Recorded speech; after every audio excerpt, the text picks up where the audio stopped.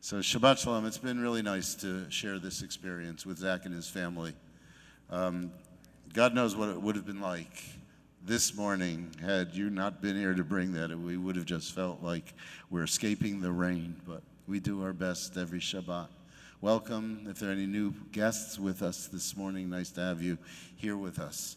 Now, to continue a little bit about this concept of the wilderness and the desert, I want to say one other thing about it, and that is this. I believe that so much of what we learn in Torah and so much of the teachings that we gain about our people and our people's history need to at times be used also as metaphors for our own lives. That is what we go through personally. So as we know that the people were in the wilderness and the people were in the desert and the people were in no man's land, people were in the wild, we go through that too. We go through that as we grow up. There are periods of time where we want to give voice, or we do give voice, to that which is wild. There are times in our lives when we grow up that we feel very lost. We feel that we're in a wilderness or we're in a desert and we don't know exactly where to find direction. But at the end of the day, part of the growing up experience is to know where you attach yourself, what people to attach yourself, what structures to attach yourself, your relationship with family and an institution, a community, etc. It's a beautiful element of our tradition. So one of the things that happens then is that we aspire towards certain things that help us move forward. So whereas we may feel as if we're stuck, we often live our lives as if they are or could be something else. We create a vision for who we want to be. We do that personally, and we certainly do that and have done that as a people. So as we've said, tonight is Shavuos, the holiday of Shavuot, where our ancestors, we say, stood at Mount Sinai. And when we celebrate Shavuot, we are to celebrate Shavuot ki'ilu, as if, that's what ki'ilu means, it's a Hebrew word, as if we are standing at Sinai. That so much of our tradition is about our aspiration or the vision that we create for what we can be, for who we can be.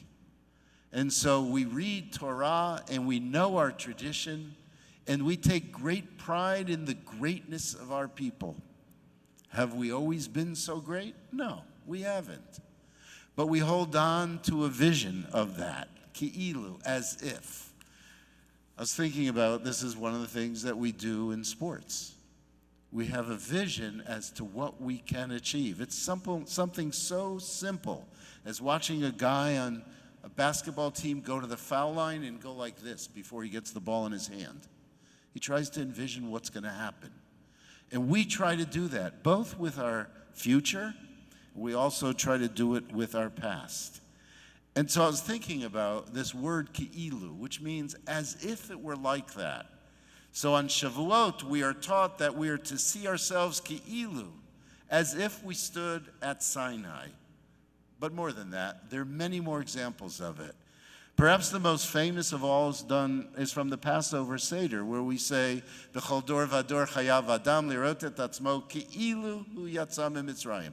Every generation, we are to see ourselves as if we went out from Egypt. Did we go out from Egypt? No. But when we see ourselves as if we did, we both connect to a people and we develop a sense of empathy for those who are enslaved. There's a famous teaching from Maimonides, one of the great teachers of all time in the Jewish tradition, known as the Rambam. He teaches when we approach Rosh Hashanah and Yom Kippur that we should see ourselves ki'ilu, as if all of the good things we did and all of our misdeeds are equal. And what we do next will determine how we are judged. It's a powerful metaphor. And it depends on ki'ilu, as if that's where we're standing. In the Jewish mystical tradition, we learn that when we make a choice for our behaviors in life, we should see ourselves ki'ilu ha'olam talui ba, as if the whole world depends on me. And the next decision you make, you have to think about it as if it has great importance.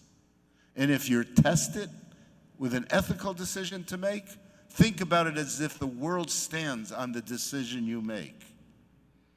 There's a midrash that states that when we make a decision and we look at ourselves, we should see ourselves, see our core, see our very essence as human beings, as if ki'ilu, our essence is an essence of holiness, uniqueness, specialness, ki'ilu. And today, there's a teaching that says, here's another one. There's a teaching that states that when you pray, you should see yourself ki'ilu, as if you're really standing before God. That you keep that image of God, however you imagine it, in your mind. And then when you pray, you are standing there. And how important each word of your prayer becomes. Those words up there, da lifnei mi ata omed. You should know before whom you're standing.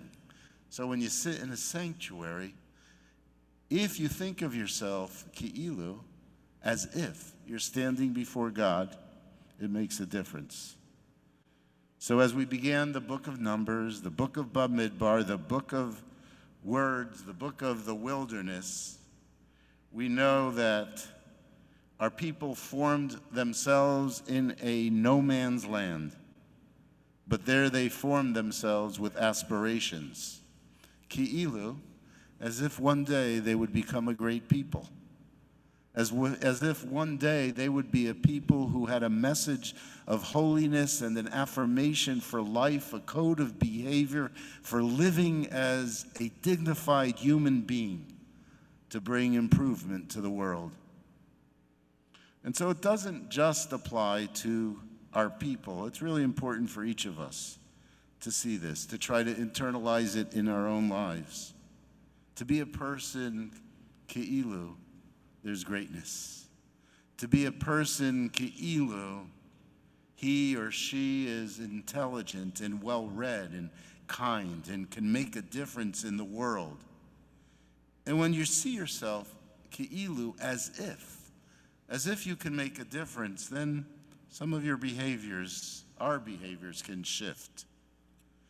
During the most difficult times, it's really easy to sit back and to say, I feel helpless, there's nothing I can do, to point fingers, to place blame.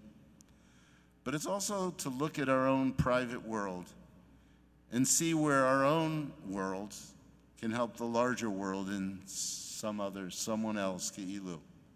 If only I do this, or if only I say this to someone, I can improve the world. So, in fact, we may be in a bit of a wilderness right now. I think we all feel that. But we've learned some of life's most important lessons in the past. And one is that we can project ourselves as having importance, as making a difference. And we do so, it begins with little acts of kindness, with love, and our engagement with other people, with a community such as this, and our engagement in the world. In fact, we learned that our attitude really can help shape the destiny of the world. Shabbat Shalom, everybody.